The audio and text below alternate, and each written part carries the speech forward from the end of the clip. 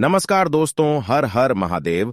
ओम नमः शिवाय श्री शिवाय। नमस्तुभ्यम दोस्तों। अगर आप हमारे चैनल पर नए हैं तो हमें सब्सक्राइब जरूर कर ले ताकि आने वाली वीडियो आपको जल्दी से मिल सके। दोस्तों, आज इस वीडियो में हमने आपको कुछ उपाय बताए हैं जो आपको अवश्य करने हैं। ध्यान से सुने, पूरा सुने। आधा अधूरा सुना हुआ कभी लाभ नहीं देगा। चलो चलते हैं, सुनते हैं। श्री शिवाय नमस्तुभ्यं हर हर महादेव। देखें दोस्तों, आप सभी को बताएं कि इस महीने की सबसे पवित्र तिथि यानी कि प्रदोष की तिथि आ चुकी है।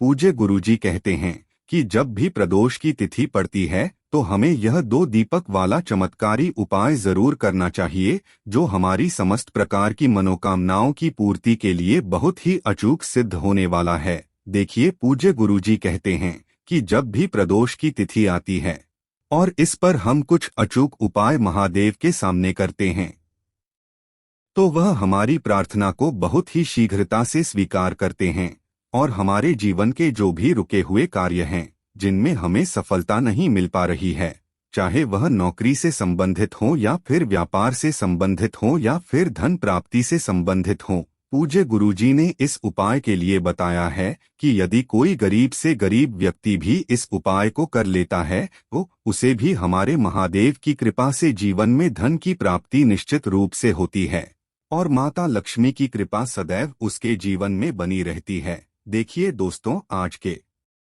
इस पूरे वीडियो में 2 से 3 चमत्कारी उपायों के बारे में जानेंगे। देखिए दोस्तों, पूज्य गुरुदेव की ही कथा को सुनकर की और समझ करके ही आपको इन उपायों को समझाने का पूरा प्रयास करूंगा।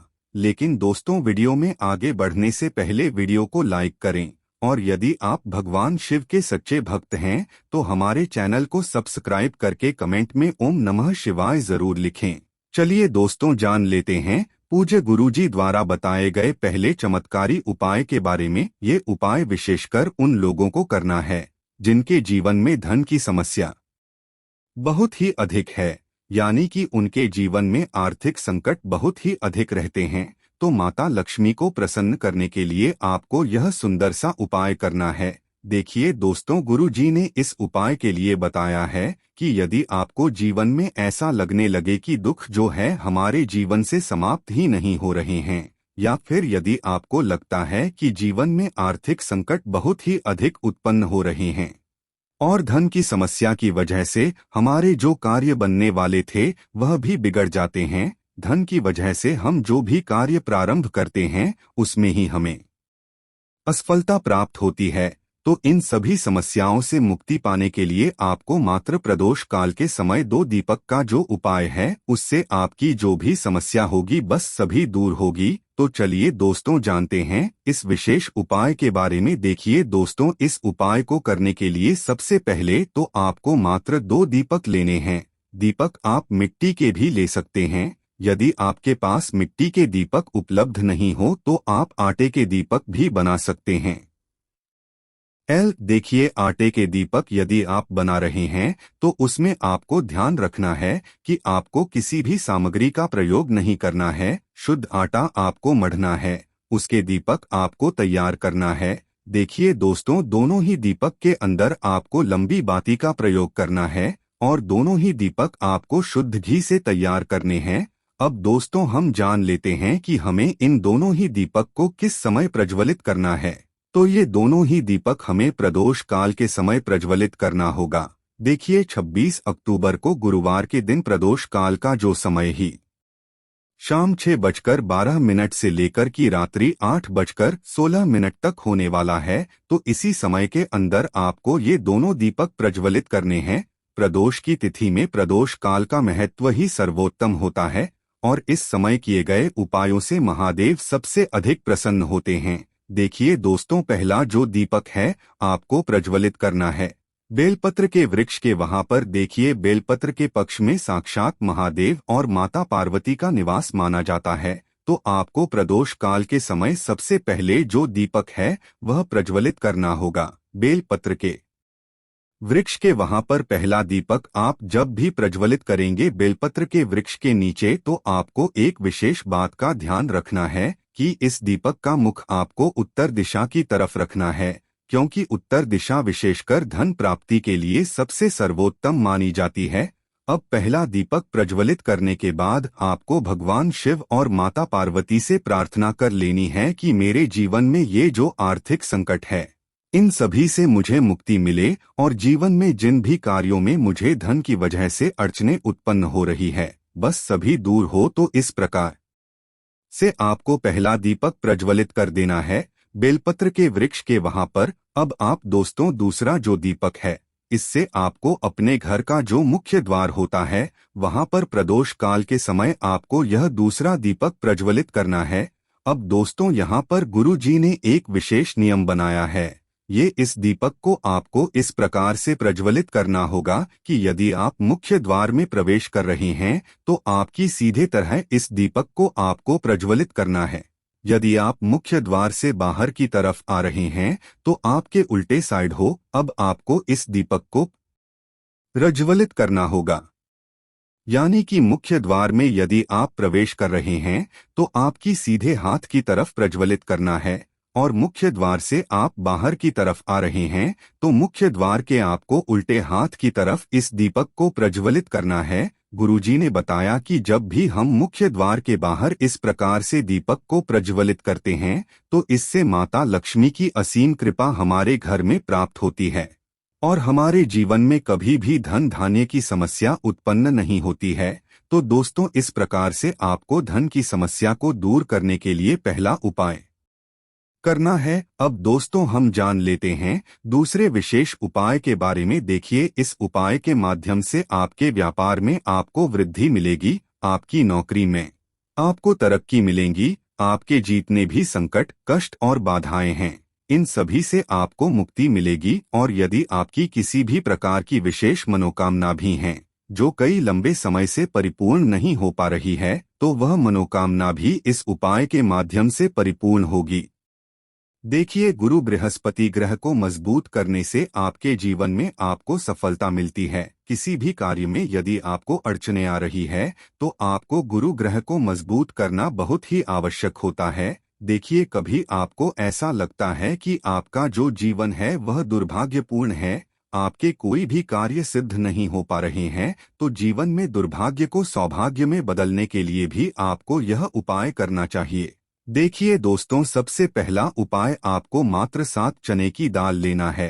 इसी के साथ में आपको एक कटोरी के अंदर थोड़ा सा जल लेना है और इस जल के अंदर आपको एक गुड़ का टुकड़ा डाल देना है और इसी के साथ में आपको एक तांबे के पात्र के अंदर शुद्ध जल ले लेना है। अब ये तीनों सामग्री लेकर के आपको गुरुवार की प्रदोष की तिथि पर लेकर के चले जाना है भगवान शिव के मंदिर में। देखो मंदिर पहुंचने के बाद सबसे पहले तो आपके पास जो 7 चने की दाल हैं आप 7 चने की दाल भी ले सकते हैं, 11 चने की दाल भी ले सकते हैं, 41 चने की दाल भी ले सकते हैं। अगर 41 चने की दाल लेते हैं तो बहुत ही शुभ होता है।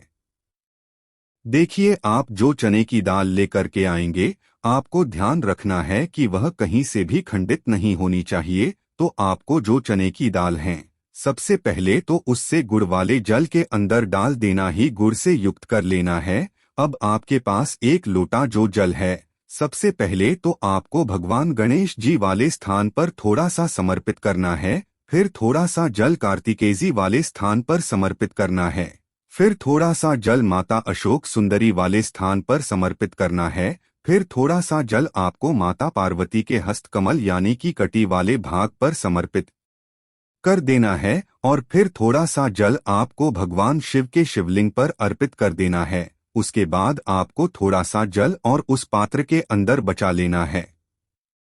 पांचों जगह समर्पित करने के बाद आपको थोड़ा सा जल और पात्र के अंदर बचा लेना है। अब आपको ये जो चने की दाल हैं इससे आपको अपने सीधे हाथ में रखना है। गुरुवार का दिन है तो आपको ओम नमो भगवते वासुदेवाय नम इस मंत्र का जाप करना है। उसके बाद आपको वो 7 बार या फिर 41 बार जितनी भी आपके पास चने की दाल है आपके हाथ में उतनी बार आपको बृहस्पतेश्वर महादेव का स्मरण करना है और बृहस्पतेश्वर महादेव का स्मरण करते हुए यह जो चने की दाल की कटोरी इसे आपको भगवान शिव के शिवलिंग पर अर्पित कर देनी है। पूरी चने की दाल जो है वो आपको भगवान शिव के शिवलिंग पर अर्पित कर देनी है। अब दोस्तों अंत में अपने जो थोड़ा सा जल उस पात्र के अंदर बचा रखा था उसे भी आपको भगवान शिव के शिवलिंग पर अर्पित कर देना है। श्री शिवाय नमस्तुभ्यं इस मंत्र का जाप करते हुए देखिए ये उपाय करने से भाग्य जो है वह स्वर्ण के समान चमकने लगता है।